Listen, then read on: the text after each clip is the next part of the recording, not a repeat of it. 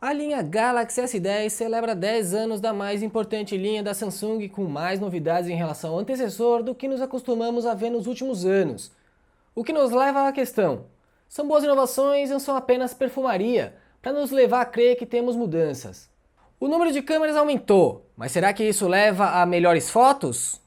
O novo display dinâmico é mesmo superior ao Super AMOLED? O leitor de impressão digital na tela funciona mesmo? O Tudo Celular já testou o Galaxy S10 Plus e temos respostas. Antes de trazer os resultados dos testes, vamos a um resumo rápido das principais mudanças do modelo mais caro da família Galaxy S10, que oferece mais tela, mais câmeras e mais bateria que os outros dois. Primeiro, a tela aumentou ainda mais, adotando agora a proporção 19:9, com um furo na tela para as câmeras de selfie, que agora são duas, como solução para driblar o Note da Apple. E isso sem mudar muito as dimensões, quase as mesmas do S9 Plus. O peso reduziu um pouco, bem como a espessura, o que garante pegada mais confortável. Outra mudança visual é a ausência do leitor de impressão digital na traseira. A Samsung finalmente incluiu um sensor biométrico na tela, mas não é o ideal ainda. Demora um pouco mais do que os sensores dos modelos anteriores e você precisa aprender onde colocar o dedo para que a tela não falhe, ou acendê-la antes para acertar o local certinho da leitura. A área de leitura não é pequena e o recurso ainda é novo, mas é bom ter em mente que ainda há melhorias a serem feitas. Assim, esse leitor tem uma tecnologia diferente de rivais chineses, trazendo uma leitura ultrassônica, que é em 3D e melhor do que a leitura ótica, pelo menos em tese. Em design é basicamente isso de novo. O conector de fone de ouvido ainda está lá, a construção ainda é de metal e vidro, o botão da Bixby infelizmente também persiste, mas agora ao menos pode ser reconfigurado para abrir um aplicativo ou executar um comando rápido. A tela também mudou, mas o usuário mal vai sentir. O Super AMOLED foi trocado por uma espécie de evolução de si mesmo, com a nova tecnologia Dynamic AMOLED. O brilho está mais alto do que o do Note 9, mas a tela é mais amarelada. Você pode mudar essa configuração, inclusive com ajustes bastante avançados. E o grande destaque nas novidades é a bateria. Finalmente a Samsung aumentou a capacidade para 4.100 mAh e o resultado é ótimo.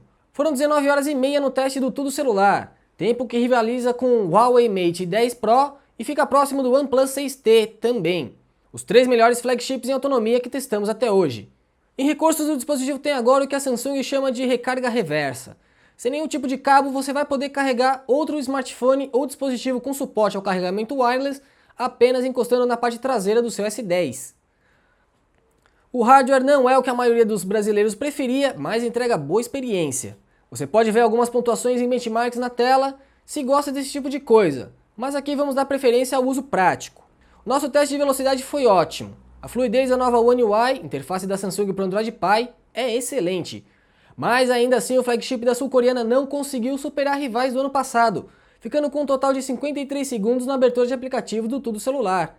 Os iPhone XS e XR ficaram bem à frente do S10 Plus, assim como o Mi 9, líder entre os Android, e o Mate 20 Pro. O dispositivo da Samsung acabou empatando com o OnePlus 6T e melhorou em 3 segundos o tempo do Note 9 e 5 quando comparado ao seu antecessor real, o S9 Plus. Já em jogos, o comportamento foi dentro do esperado para um flagship. PUBG Mobile não liberou os gráficos do Ultra HD ainda, mas jogamos com a taxa de quadros no Ultra e o S10 Plus cravou 40 quadros por segundo. Dos outros jogos que testamos, Asphalt 8 e Injustice 2 atingiram o máximo da taxa de quadros, assim como os jogos mais leves Clash Royale, Subway Surfers e Vainglory. Modern Combat 5 não passou de 45 FPS, mesmo configurado para chegar até 60. Já falamos da bateria, então vamos nos aprofundar um pouco na câmera. Na traseira você encontra um conjunto triplo agora, com uma lente tradicional e uma teleobjetiva, como a gente tem nos Note 8 e 9 e no S9 Plus. A novidade aqui é a Ultra Wide, que capta uma área muito maior do quadro sem você precisar se afastar para isso. Como você está vendo aí na sua tela, a Ultra Wide já é como se fosse uma panorâmica, com um ângulo de 123 graus. O único clique já captura uma área bem maior do que a câmera tradicional. A troca de uma câmera para outra é bem simples, bastando ao usuário tocar no ícone com mais árvores no modo foto para capturar esse quadro mais amplo. Mas existem algumas desvantagens dessa lente. A Samsung optou por um sensor com foco fixo, que apesar de ser bastante amplo, reduz as possibilidades de captura até mesmo em vídeo. Também não dá para usar essa câmera em 4K a 60 fps. Outra questão é a distorção em algumas áreas da imagem. Apesar de ter uma promessa de correção por software, dá para notar nos cantos um efeito parecido com o que vemos em lentes chamadas olho de peixe. Presta bem atenção nas laterais para ver as distorções. E outra coisa, esse sensor tem uma abertura menor, ou seja, capta menos luz. Então em ambientes com boa iluminação ele tá bom, mas em cenários com pouca luz já fica mais difícil conseguir uma boa fotografia. Aliás, fica quase impossível. Curiosamente, a distorção nas laterais não é vista nas fotos da ultrawide do Mi 9. No entanto, o modelo da Xiaomi tem um ângulo menor que o do S10 Plus, ou seja, captura uma área um pouco menor.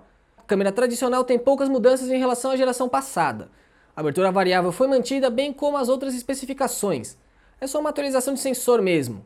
Como você pode ver, não há diferenças visuais com as fotos capturadas com o Note 9, mesmo fazendo um crop em 100%. Com pouca luz já dá para notar alguma diferença. A Samsung reduziu um pouco o pós-processamento, passando a entregar imagens com um pouco mais de ruído, mas com maior quantidade de detalhes. Curiosamente, a Xiaomi caminha na direção que a Samsung estava indo até agora nas fotos com pouca luz.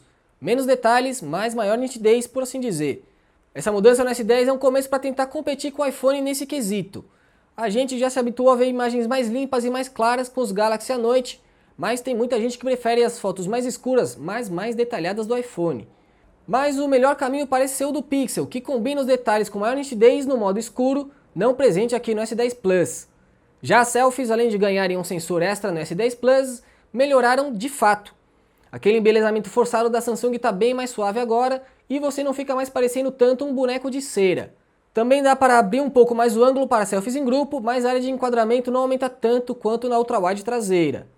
Algumas coisas dos modelos anteriores não sofreram mudança, o que às vezes é bom. O áudio segue estéreo e com boa qualidade. A gravação de vídeo em 4K agora não tem mais limite aparentemente, mesmo gravando a 60 quadros por segundo.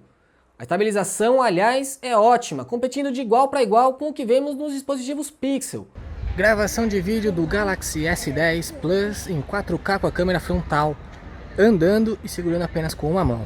Ainda na câmera temos mais opções de modo retrato, sempre imitando recursos que alguns fotógrafos mais experientes conseguem entregar com câmeras profissionais. O de remover a cor de fundo, por exemplo, foi um dos que mais nos agradou, mas todos ainda precisam de alguns ajustes. E para quem está começando na arte da fotografia, o S10 Plus tem um recurso que analisa o cenário para sugerir a melhor foto, mudando levemente o enquadramento. Mas é um recurso para usar só às vezes porque ele demora bastante para fazer a sugestão. Outra coisa legal em câmera é a integração com o Instagram. Com o aplicativo instalado, você ganha um modo de câmera que leva a foto direto para o story da rede social. Ainda tem uma compressão na imagem, mas veja só essa foto que eu postei no meu perfil pessoal. Ficou bem bacana, com uma qualidade melhor do que a gente costuma ver em stories de dispositivos Android. Apesar do tempo muito bom de uso, o Galaxy S10 Plus tem um probleminha de bateria, que é o tempo de recarga. Cronometramos a recarga de 0 até 100% com o carregador padrão que vem na caixa e o aparelho demorou 2 horas e 20 minutos na tomada. É um tempo longo, mesmo considerando que são 4.100 mAh aqui dentro. E tem uma mudança pequena em design que desagradou bastante, o local do botão de energia. Ele subiu demais e a posição agora é desconfortável. Claro que você vai se acostumar com o uso, mas no começo vai ser bem difícil.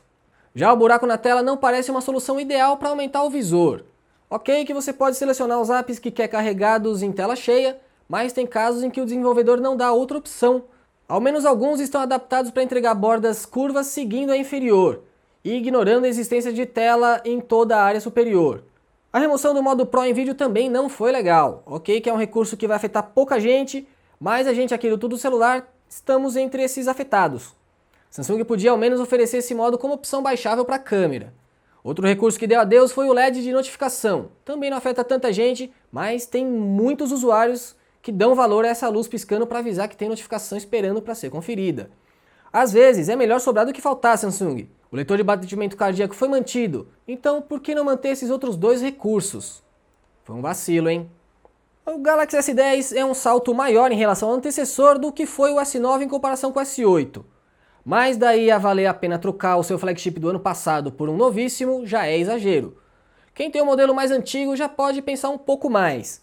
O problema aqui é o preço, sendo que a versão mais barata do S10 Plus no Brasil custa R$ 5.500. Uma pequena fortuna para os padrões salariais do brasileiro. O jeito é esperar um pouco, porque até o meio do ano já deve ser possível encontrar esse modelo por preços um pouco menos pornográficos.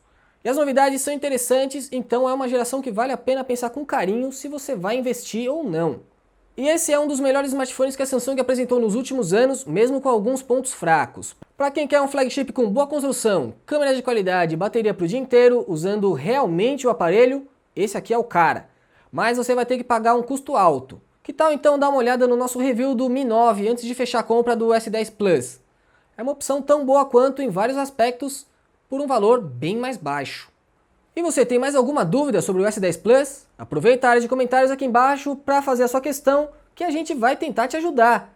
Aproveita para dar uma curtida aqui nesse vídeo e assinar o canal do Tudo Celular no YouTube. E corre para a descrição para adquirir esse aparelho e conhecer mais detalhes na matéria completa no nosso site.